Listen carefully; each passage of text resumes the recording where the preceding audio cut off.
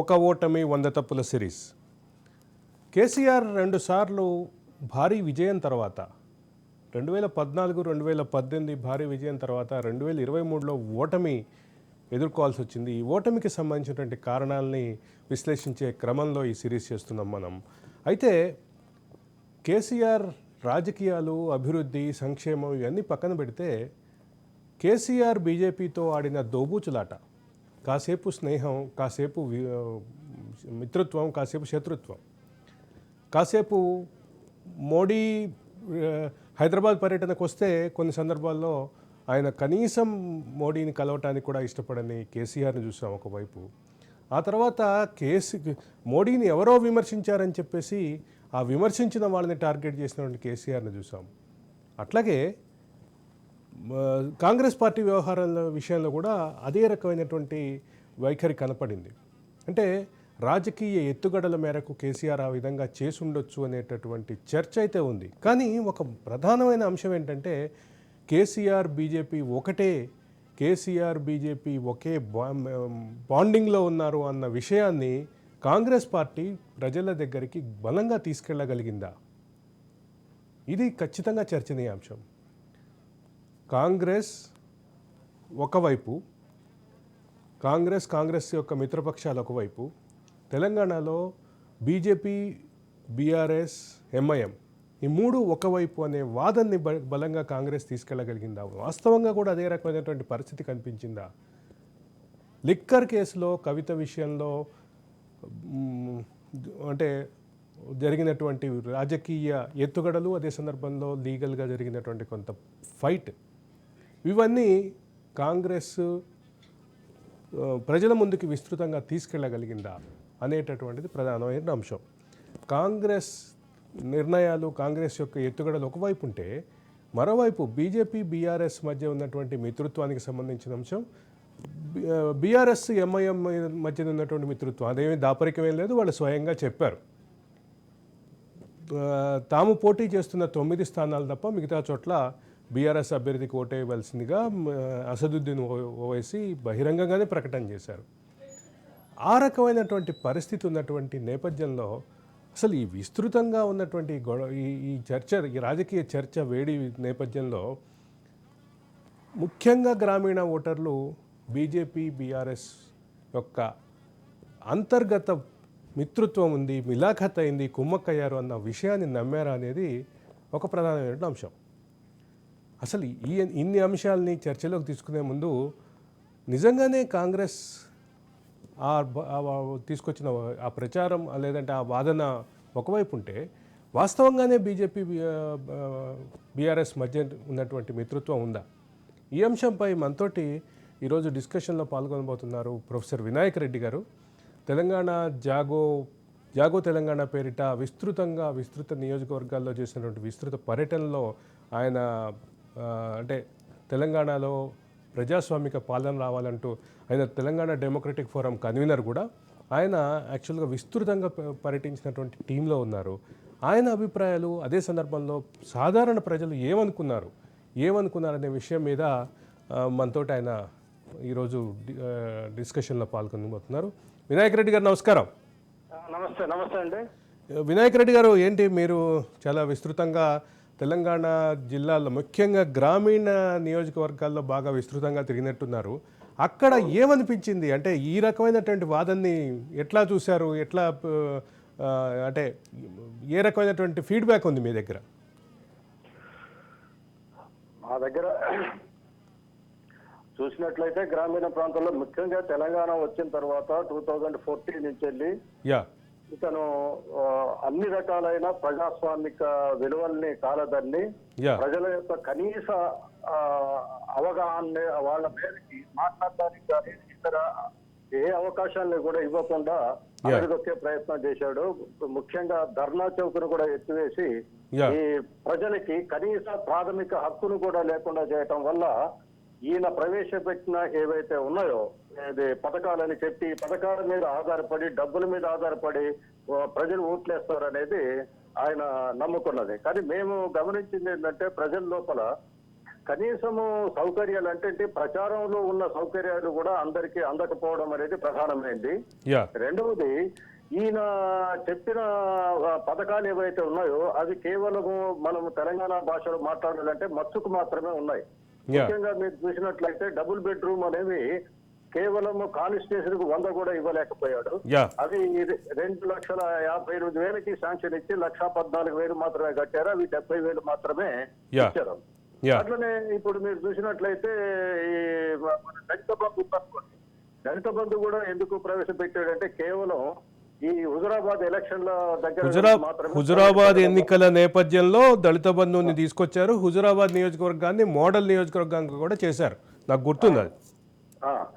దాని తర్వాత ఈ మీకు మునుగోడు ఎలక్షన్ సందర్భం కూడా గిరిజన బంధు ఇస్తారు కూడా అనౌన్స్ చేశారు. అయితే ప్రొఫెసర్ వినాయక్ రెడ్డి గారు, ఒక ప్రధానమైన అంశం ఏంటంటే ఇవాళ మనం ఆలోచిస్తున్నటువంటి ఈరోజు మన టాపిక్ వచ్చేసి బీజేపీ బీఆర్ఎస్ మధ్య ఉన్నటువంటి బంధం, అదే సందర్భంలో బీజేపీ ఎంఐఎం మధ్య ఉన్నటువంటి బంధం. ఈ ములాఖత్ రాజకీయాన్ని, కుమ్మక్కు రాజకీయాన్ని అని ఏదైతే కాంగ్రెస్ విమర్శ చేసిందో దాన్ని తెలంగాణ ప్రజలు ఎట్లా తీసుకున్నారు, ఎట్లా రిసీవ్ చేసుకున్నారు అనేది ప్రధానమైన అంశం. అయితే యాక్చువల్ గా అరుణ్ గారు, ముందు కాంగ్రెస్ కంటే కూడా ప్రజల్లోనే వచ్చింది బీజేపీ టీఆర్ఎస్ అండ్ ఎంఐఎం కుమ్మక్కై దేశంలో పనిచేస్తున్నాయి అనేది. దాన్ని ప్రజల్లో వచ్చిన అభిప్రాయాన్ని కాంగ్రెస్ పార్టీ తీసుకుని తప్ప కాంగ్రెస్ పార్టీ ఇచ్చిన నినాదం కాదు. ముందుగా అంటే మీ మాటల్ని బట్టి అర్థమవుతుంది ఏంటంటే విస్తృత ప్రజానీకంలో దాన్ని నమ్మారు. ఆ నమ్మిన దాన్ని కాంగ్రెస్ ఎత్తుకుంది, ఫ్లాగ్షిప్ లాగా ముందుకు తీసుకెళ్ళింది అనేది అర్థమవుతుంది. అది మనం కూడా గత 5 ఏళ్ల సంది కూడా ఇదే దాన్ని మనం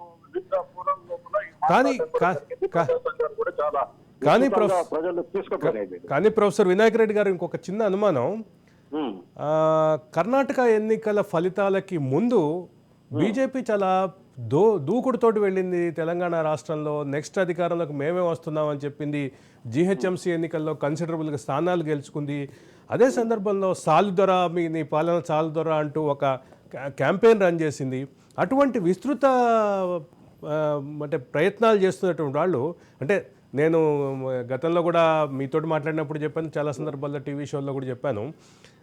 ముఖ్యంగా రాజ్ న్యూస్ ఈ సిరీస్లో పలు సందర్భాల్లో ప్రస్తావన చేశాం.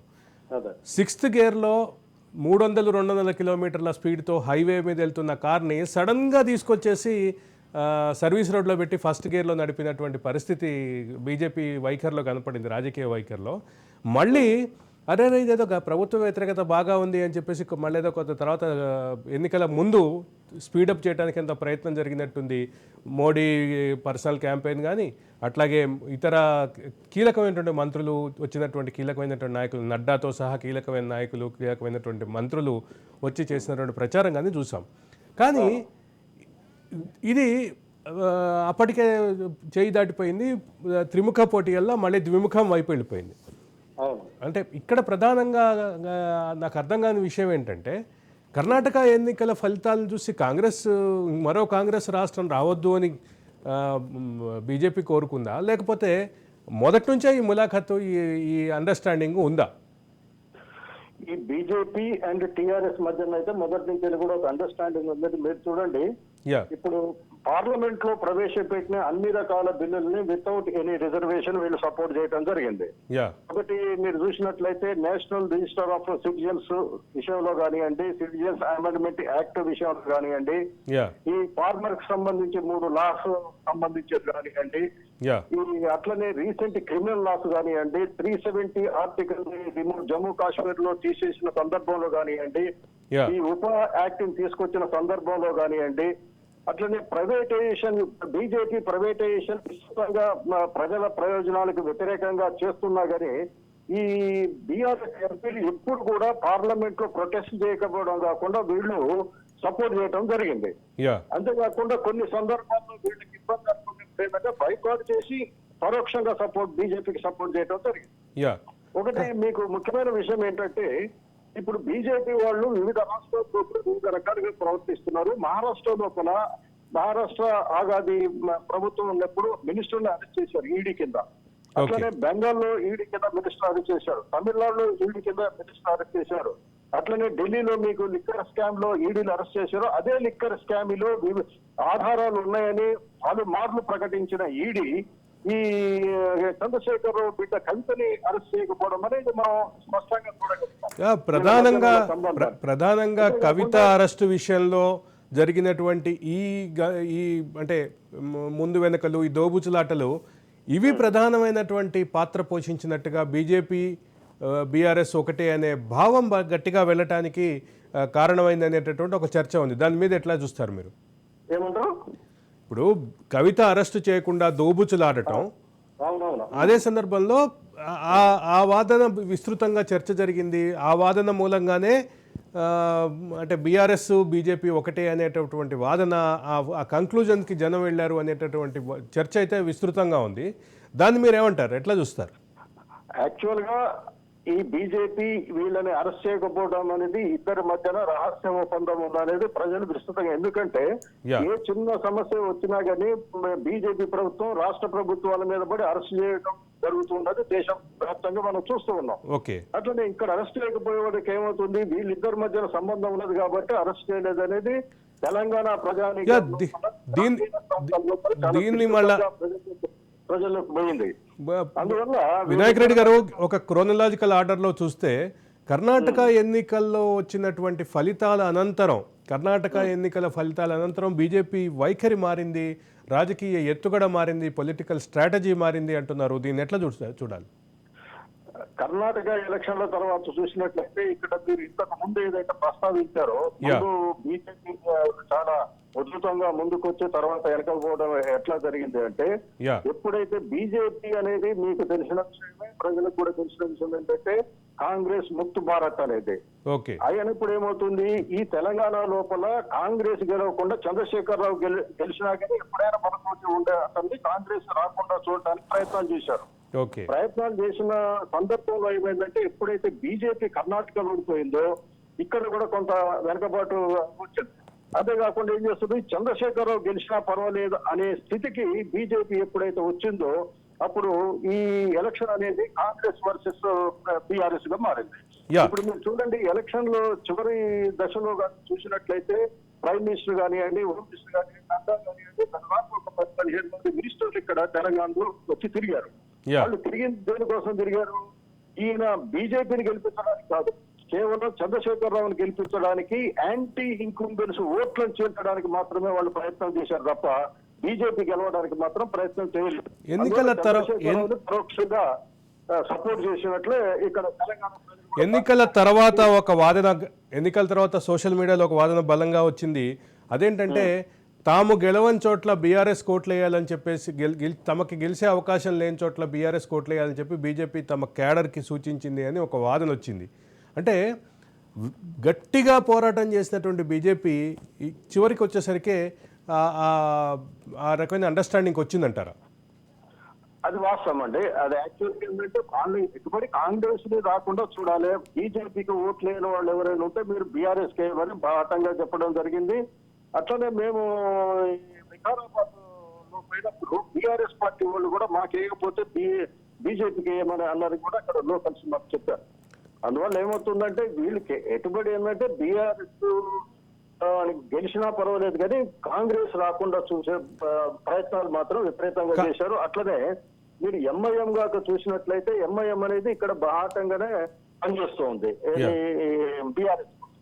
దేశవ్యాప్తంగా చూసినట్లయితే ఎంఐఎం వాళ్ళ స్టాండ్ గాక చూసినట్లయితే బీజేపీకి ఎక్కడైతే అవసరం పడుతుందో అక్కడ ఈ ఎంఐఎం పోటీ చేయడం జరుగుతుంది. దాన్ని ఈ చంద్రశేఖరరావు కూడా దాన్ని ఎంకరేజ్ చేయడం జరుగుతుంది. మీరు ముఖ్యంగా చూసినట్లయితే మహారాష్ట్ర, బీహార్, యూపీ, ఎంపీ, బెంగాల్ లాగా చూసినట్లయితే అక్కడ ఈ సెక్యులర్ ఓట్స్ ఏవైతే ఉన్నా ముస్లిం ఓట్స్ బీజేపీకి వ్యతిరేకమైన పార్టీలకు పోకుండా ఈ ముస్లిం క్యాండిడేట్ నిలబెడితే ముస్లింస్ కే పడతాయి కాబట్టి పరోక్షంగా ఈ బీజేపీకి సహాయం చేయడానికి ఎంఐఎం అనేది ఓవైసీ దేశవ్యాప్తంగా ప్రయత్నాలు చేస్తున్నది.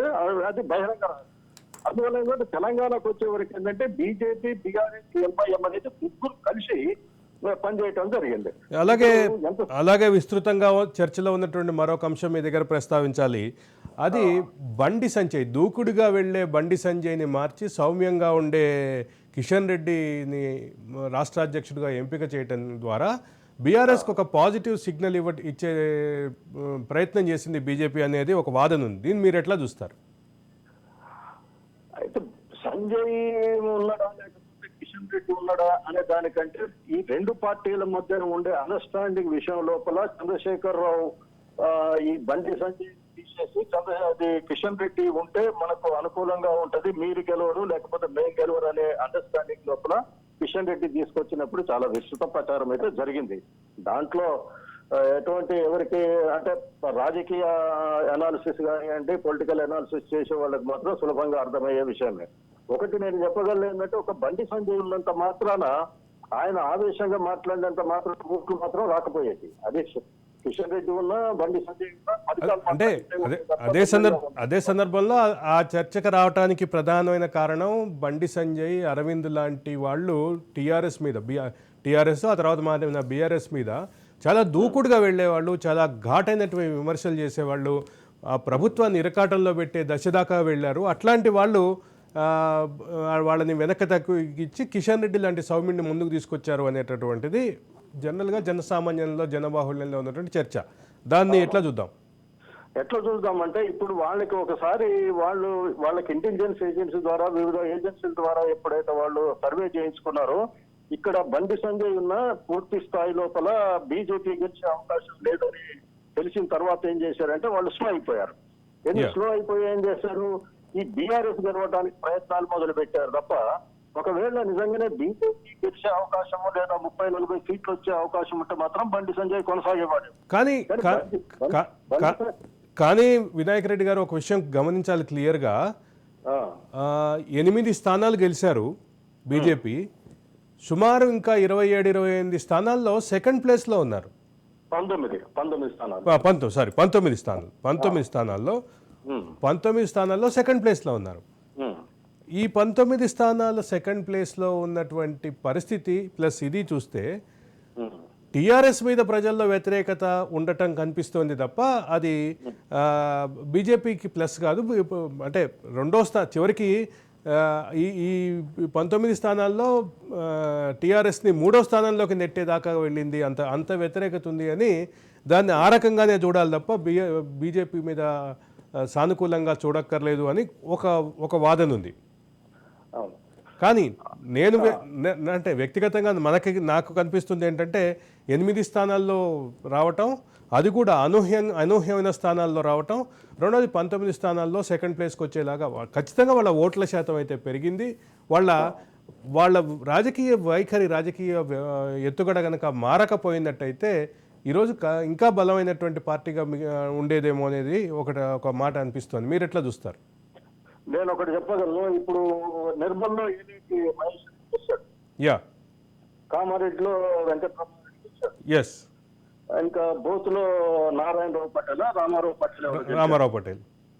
రామారావు పటేల్ ఆయన 6 నెలల ముందు వరకు కూడా డిసిసి ప్రెసిడెంట్ కాంగ్రెస్.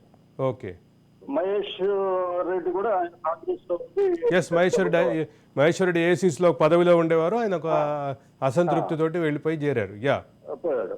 ఈయన వెంకటరామారెడ్డి కూడా కాంగ్రెస్ పార్టీలో జడ్పీ చైర్మన్ చేశాడు, వైఎస్ఆర్సీపీలో ఉన్నాడు. తర్వాత ఇప్పుడు ఎట్లా ఉంటుందంటే పార్టీలలో అవకాశం లేకపోతే వేరే పార్టీలో కూడా జరుగుతుంది. ఇవన్నీ కూడా వీళ్ళు గెలిచిన దగ్గర అది బీజేపీ బలంగా ఉన్న ఏరియా కాదు. కేవలం వాళ్ళు వ్యక్తిగతంగా ఇతర పార్టీలలో సరైన క్యాండిడేట్స్ లేకపోవడం వల్ల వీళ్ళు గెలవడానికి ఆస్కారం ఎక్కువగా ఉంది. యాక్చువల్గా ఇప్పుడు హరీష్ బాబు ఉన్నాడు, సిరిపూర్ కాజున్నారు, అక్కడ కూడా బీజేపీ ఏం లేదు. అక్కడ హరీష్ వాళ్ళ ఫాదర్ మదర్ ఎమ్మెల్యేలుగా పనిచేశారు. తను కూడా ఇంతకుముందు కాంగ్రెస్ పార్టీ తరఫున పోటీ చేసి ఓడిపోయాడు, అక్కడే ప్రాక్టీస్ పెట్టాడు, ప్రజలకు విస్తృతంగా పోయాడు కాబట్టి గెలవగలిగాడు. ఇప్పుడు వీళ్ళు గెలవగలిగింది ఏంటంటే బీజేపీ ఇచ్చిన పేరు మీద కేవలం పాయల్ శంకర్ను, ఈ మన నిజామాబాద్ అర్బన్ రాకేష్ రెడ్డి, ఆర్మూర్లో రాకేష్ రెడ్డి గెలిచారు. ఆర్మూర్లో రాకేష్ రెడ్డి అనుకోండి. అంటే ఇంకో విషయం ఏంటంటే ఈ 19లో రావడానికి ఏంటంటే ఇప్పుడు హైదరాబాద్ చుట్టుపక్కల 24 సీట్లలో వీళ్ళు ఎక్కువ శాతం 2వ ర్యాంక్ రావడం జరిగింది. ఇక్కడ ప్రత్యేకమైన పరిస్థితి ఏంటంటే ముందు కార్పొరేట్ ఎలక్షన్లు జరిగినప్పుడు మీరు గమనించినట్టయితే బీఆర్ఎస్ వర్సెస్ బీజేపీ మాత్రమే ఉంది. యా బీజేపీ ఉన్నప్పుడు ఏమైతుంది, ఒకవేళ బీజేపీ అండ్ బీఆర్ఎస్ కాంగ్రెస్ దాకా ఉన్నట్లయితే ఇక్కడ కాంగ్రెస్ దాకా మనం ఓట్ చేసినట్లయితే ఒకవేళ బీజేపీ గెలిచే యా అవకాశం నేనన్న కంక్లూజన్కే వస్తున్నారు మీరు. అంటే నేను అనేది ఏంటంటే కాంగ్రెస్ బీఆర్ఎస్కి ప్రత్యామ్నాయంగా బీజేపీ ఉన్న పరిస్థితి నుంచి బీజేపీ తమ రాజకీయ ఎత్తుగడని వ్యవహార శైలిని మార్చుకుని ఈరోజు కాంగ్రెస్కి బలమైన అవకాశం ఇచ్చినటువంటి పరిస్థితి కనిపిస్తోంది కదా అనేది నా ప్రధానమైన అంశం. అదే నేను చెప్పాను. అందువల్ల ఏమవుతుంది, వీళ్ళు ఇక్కడ బీజేపీ వాళ్ళకి ఈ ముస్లిం సోదరు ఏం చేశారంటే వీళ్ళకి వేశారు. టీఆర్ఎస్ ఉండడం వల్ల మీకు హైదరాబాద్ రంగారెడ్డి జిల్లాలలో ముస్లిం ప్రభావం ఎక్కువ ఉంటుంది, అంటే ఇతర జిల్లాల కంటే. అందువల్ల ఏమవుతుందంటే బీఆర్ఎస్ గెలవటం, బీజేపీ ఎందుకు కొంత పోలరైజేషన్ కావడం వల్ల ఇక్కడ బీజేపీ వచ్చింది. కానీ ఇప్పుడు నెక్స్ట్ ఎలక్షన్ ఉందనుకోండి, ఇప్పుడు మీరు లాస్ట్ టైం కాక చూసినట్లయితే బీజేపీ ఒక ఎమ్మెల్యే 4 ఎంపీ సీట్లు గెలిచింది. కానీ ఇప్పుడు 4 కూడా వాడు ఓడిపోవడం జరిగింది. బాబురావు ఓడిపోయాడు, అరవింద్ ఓడిపోయాడు, అభిసంజయ్ కూడా ఓడిపోవడం జరిగింది. అందువల్ల ఎంపీ ఎలక్షన్స్ లోపల వచ్చే వరకు ఓటింగ్ ప్యాటర్న్ మారే అవకాశం ఉంది. ఇంకా ఈ మూడిటి మధ్యన సంబంధాలు ప్రజలకి విస్తృతంగా తెలిసినాయి కాబట్టి హైదరాబాద్ లాంటి ప్లేస్ లో కూడా ఈ కాంగ్రెస్ ముందుకు పోవడానికి అవకాశం ఏర్పడుతుంది. అది కూడా కాంగ్రెస్ వాళ్ళు ఇప్పుడు ప్రభుత్వంలో ఉన్నారు కాబట్టి వాళ్ళు వ్యవహరించే తీరును బట్టి కూడా ఓటర్ల ఆలోచనలో కొంత మార్పు రావచ్చని అనుకుంటున్నాను. వినాయక్ రెడ్డి గారు, అంటే ఒక చిన్న ఊహాగానం సంబంధించినటువంటి రాజకీయ ఊహాగానానికి సంబంధించిన ప్రశ్న అడగాలి మిమ్మల్ని. తెలంగాణలో ఇక బీఆర్ఎస్ పని అయిపోయింది, కేవలం భవిష్యత్ అంతా BJP versus Congress or Congress versus BJP ఉంటుందనేది ఒక రాజకీయ అంచనా ఊహాగానం ఉంది. దీని మీద మీరు ఎట్లా రియాక్ట్ అవుతారు? అది పరిణితి చెందని విశ్లేషణ అనేది అనుకుంటాను. ఎందుకంటే ఇంత తొందరగా ఒక లోకల్ పార్టీ, రీజనల్ పార్టీ అంత తొందరగా అంతర్ధానమయ్యేటట్లయితే మనకు కనిపించట్లేదు. ఇప్పుడు మనకు ఈ రాష్ట్రాల్లో, వివిధ రాష్ట్రాల్లో ఉన్న రీజనల్ పార్టీస్ ఏవైతే ఉన్నాయో, ఇప్పుడు తమిళనాడు ఉందనుకోండి, కర్ణాటక పోయినా డిఎంకే కొనసాగుతుంది. అట్లనే ఇప్పుడు మీరు యూపీలో తీసుకున్నట్లయితే ములాయం సింగ్ పోయినా. మరొక రాజకీయ ఊహాగానం ఉంది, అదేంటంటే బీఆర్ఎస్ బీజేపీ పొత్తుతోటి పార్లమెంట్ ఎన్నికలకు వెళ్తాయనేది ఒక ఊహాగానం ఉంది. దీన్ని ఎట్లా చూస్తారు మీరు?